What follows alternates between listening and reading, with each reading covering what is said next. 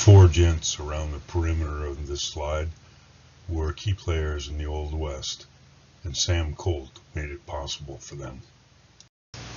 All key players in the Old West spent time in the Long Branch Saloon in Dodge City, Kansas. This is just a simple interior view of the Long Branch Saloon in Dodge City. Bat Masterson hired Tom Speers as a deputy marshal in Dodge City prior to 1870. This is Tom Speers' Colt Thunder 41 caliber. Engraved down the backstrap was Thomas Speers, Chief Police from the Force, 1882. Had serial number 33506. These were the best shots of the serial numbers that I could get back in the day. These are close-ups of the serial number. Sorry about the fuzziness, I had a bad camera. After many years, I finally decided to send for a Colt letter on the gun. I don't know why I waited so long. This is just a facsimile of John P. Moore's and Sons invoice as they would have sent it. This is just a description of the gun. All the serial numbers and the markings and stuff. You may not be able to read the whole thing unless you pause it. Simply an old Colt ad from 1880. Tom Speers' gun was made in 1881. This is just Tom Speers at his desk. He was the last marshal from 1870 to 1874, and they made him the chief of police 1874 through 1895. These are just more pictures of Speers, who was respected by the likes of Bat Masterson, Wild Bill Hickok, Doc Holliday, and Wyatt Earp. They would all sit with him on the bench outside the police station, trading stories. Just a picture of Speers and his night force police officers with a Gatling gun. This is a picture of his day force officers, quite a crowd. Another picture of Speers and his men. Speers is on the right in the front, and this picture was taken in 1886. Speers was born in St. Louis, Missouri in 1839. In 1855, when he was only 16 years old, he got gold fever and headed for California. Later on, in St. Joseph, Missouri, he entered the freighting business and led wagon trains from St. Joseph to Salt Lake City and on to California. This is just a picture of Speers that was listed and sold on eBay in 2025. I'm sorry I missed it. This is 1617 Oak Street, where Speers and family lived in Kansas City. The building still stands today. It's pretty amazing. This is an old map of Kansas City. The top red dot is where the original police station was, and the bottom red dot is where 1617 Oak Street was, Speers' residence. Speers had a way about him. He could handle the cowboys, bordermen, and criminals. His friends included Wyatt Earp, Bat Masterson, Wild Bill Hickok, Buffalo Bill Cody. He was also called upon to identify the body of Jesse James in St. Joseph in early April 1882. Here's the last known picture of Jesse James on the right and Bob Ford, the guy who killed him, on the left. All of these guys were documented friends of Tom Speers, with the exception of Jesse James. There's no proof they knew each other, yet he identified James's body in St. Joseph. This is a picture of Wyatt Earp in his later years, and some of the guns that he's documented to have had. The next slide is 11 minutes long. It's kind of neat, so I hope you'll take the time to watch the whole thing.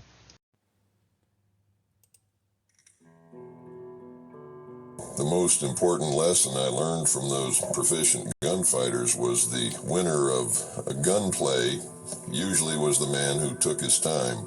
The second was that if I hoped to live long on the frontier, I would shun flashy trick shooting, grandstand play, as I would poison. I was a fair hand with pistol, rifle, or shotgun, but I learned more about gunfighting from Tom Speer's cronies during the summer of '71 than I had dreamed was in the book. Those old-timers took their gunplay seriously, which was natural under the conditions in which they lived. Shooting, to them, was considerably more than aiming at a mark and pulling a trigger.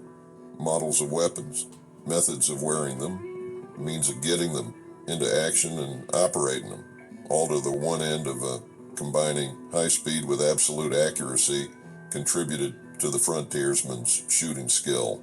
The sought-after degree of proficiency was that which could turn to most effective account the split second between life and death. Hours upon hours of practice and wide experience and actualities supported their arguments over style. When I say that I learned to take my time in a gunfight, I do not wish to be misunderstood, for the time to be taken was only that split fraction of a second. That means the difference between deadly accuracy with a six-gun and a miss. It is hard to make this clear to a man who has never been in a gunfight. Perhaps I can best describe such time-taking as going into action with the greatest speed of which a man's muscles are capable, but mentally unflustered by an urge to hurry or the need for complicated nervous and muscular actions, which trick shooting involves. Mentally deliberate, but muscularly faster than thought is what I mean. I made the decision to shoot a long time before the trigger was pulled. In all my life as a frontier police officer, I did not know a really proficient gunfighter who had anything but contempt for the gun fanner or the man who literally shot from the hip. In later years, I read a great deal about this type of gunplay, supposedly employed by men noted for skill with a .45. From personal experience in numerous six-gun battles which I witnessed, I can only support the opinion advanced by the men who gave me my most valuable instruction in fast and accurate shooting, which was that the gun fanner and hip shooter stood small chance to live against a man who, as old Jack Gallagher always put it, took his time and pulled the trigger once. Cocking and firing mechanisms on new revolvers were almost invariably altered by their purchasers in the interests of smoother, effortless handling, usually by filing the dog which controlled the hammer, some going so far as to remove triggers entirely or lash them against the guard, in which cases the guns were fired by thumbing the hammer. This is not to be confused with fanning, in which the triggerless gun is held in one hand while the other was brushed rapidly across the hammer to cock the gun and firing it by the weight of the hammer itself. A skillful gun fanner could fire 5 shots from a .45 so rapidly that the individual reports were indistinguishable. But what could happen to him in a gunfight was pretty close to murder. I saw Jack Gallagher's theory borne out so many times in deadly operation that I was never tempted to forsake the principles of gunfighting as I had them from him and his associates. There was no man in the Kansas City group who was Wild Bill's equal with a 6-gun. Bill's correct name, by the way, was James B. Hickok. Legend and the imaginations of certain people have exaggerated the number of men he killed in gunfights and have misrepresented the manner in which he did his killing. At that, they could not very well overdo his skill with pistols. Hickok knew all the fancy tricks and was as good as the best at that sort of gunplay, but when he had serious business at hand, a man to get, the acid test of marksmanship, I doubt if he employed them. At least, he told me that he did not. I have seen him in action, and I never saw him fan a gun, shoot from the hip, or try to fire 2 pistols simultaneously. Neither have I ever heard a reliable old-timer tell of any trick shooting employed by Hickok when fast straight shooting meant life or death. That two-gun business is another matter that can stand some truth before the last of the old-time gunfighters has gone on. They wore two guns, most of six-gun toters did, and when the time came for action, went after them with both hands. But they didn't shoot them that way. Primarily, two guns made the threat of something in reserve. They were useful as a display of force when a lone man stacked up against a crowd. Some men could shoot equally well with either hand, and in a gunplay might alternate their fire. Others exhausted the loads from the gun on the right or the left, as the case might be, then shifted the reserve weapon to the natural shooting hand, if that was necessary and possible. Such a move, the border shift, could be made faster than the eye could follow a top-notch gun thrower, but if the man was as good as that, the shift would seldom be required. Whenever you see a picture of some two-gun man in action with both weapons held closely against his hips and both spitting smoke together, you can put it down that you're looking at the picture of a fool or a fake. I remember quite a few of these so-called two-gun men who tried to operate everything at once, but like the fanners, they didn't last long in proficient company. In the days of which I am talking, among men whom I have in mind, when a man went after his gun, he did so with a single serious purpose. There was no such thing as a bluff. When a gunfighter reached for his .45, every faculty he owned was keyed to shooting as speedily and as accurately as possible, to making his first shot the last of the fight. He just had to think of his gun solely as something with which to kill another before he himself could be killed. The possibility of intimidating an antagonist was remote, although the drop was thoroughly respected, and few men in the West would draw against it. I have seen men so fast and so sure of themselves that they did go after their guns, while men who intended to kill them had them covered, and what is more, went out in the play. They were rare.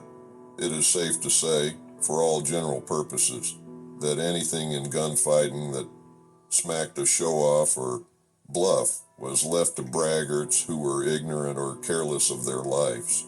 I might add that I never knew a man who amounted to anything to notch his gun with credits, as they were called, for men he had killed.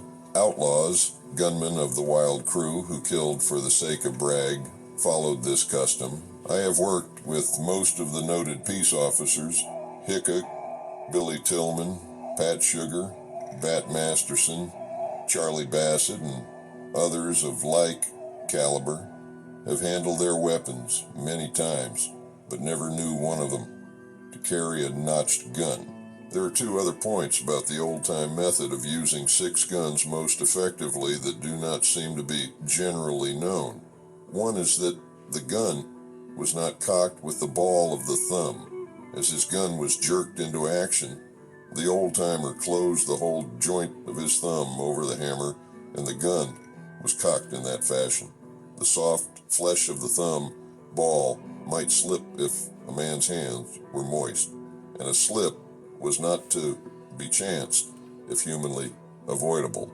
This thumb joint method was employed whether or not a man used the trigger for firing. On the second point, I have often been asked why 5 shots without reloading were all a top-notch gunfighter fired, when his guns were chambered for 6 cartridges. The answer is merely safety. To ensure against accidental discharge of the gun while in the holster, due to hair trigger adjustment, the hammer rested upon an empty chamber. As widely as this was known and practiced, the number of cartridges a man carried in his 6th gun may be taken as an indication of a man's rank with the gunfighters of the old school. Practiced gun wielders had too much respect for their weapons to take unnecessary chances with them. It was only with tyros and would-bes that you heard of accidental discharges or didn't know it was loaded injuries in the country where carrying a Colt was a man's prerogative.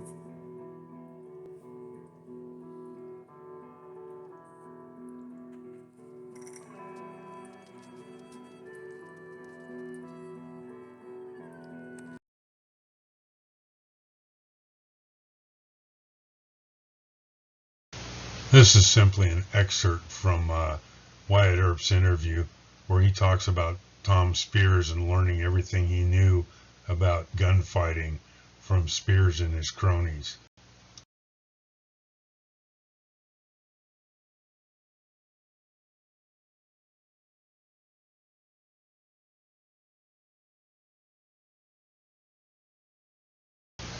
Once again, you may have to pause this page in order to read the whole thing.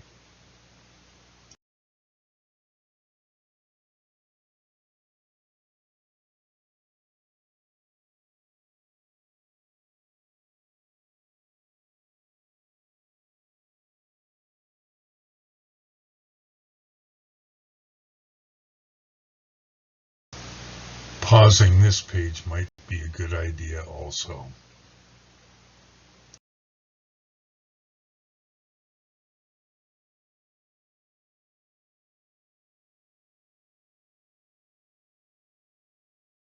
This is the Dodge City Police Commission.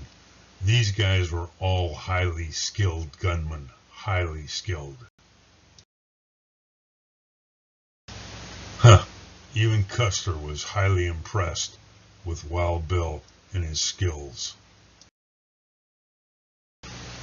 Just a great picture of Wild Bill. Yeah, handsome fellow.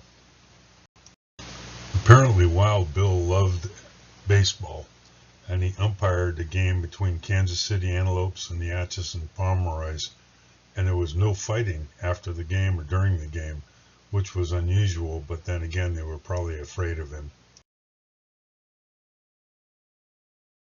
Wild Bill showing Tom Spears how his new Colt Navy pistols worked. He was accurate. Nuttall and Mance was the original saloon where Wild Bill was killed. Subsequently, they've renamed it the Number 10 Saloon. The original location of Nuttall and Mance is unknown for sure because of a fire that went through Deadwood. This is claimed to be the location now. Once again, you may have to pause the YouTube video in order to read this whole text. I apologize for that, but it'll work if you pause it. Although still in question today, this is the closest I could get to verifying the content of the dead man's hand. 2 black 8s, ace of clubs, ace of diamonds, and a queen of hearts. 2 pictures of the original police headquarters in 1874. The building was located at 4th and Main on the southwest corner. These 2 pictures depict Kansas City in the time frame of 1870 and 1874. Here I'm just honoring the memory of William F. Davis, the first African-American police officer who was hired in 1874. This honors Fred Houghton, who was the first Kansas City officer killed in the line of duty. He died December 2nd, 1881 from an accidental gunfire from one of his own fellow officers that occurred. The gun fell out of his pocket and discharged. An example of the original 6-star police badges that were worn, with the exception of this bottom center one, which was a centennial. New street signs installed in 2019 honoring Chief Spears. The Spears family gravesite and markers along with a short obit.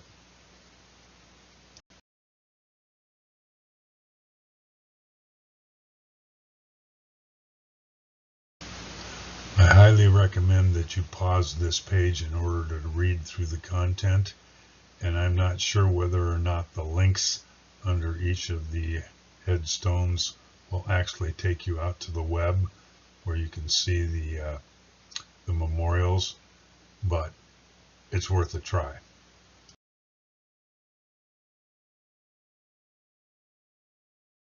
Considering the popularity of the Old West and the excitement and awe which attached itself to the lawmen and outlaws of those days, I have always been confused as to why we have never heard of Tom Speers in books, magazines, and movies depicting those glorious days.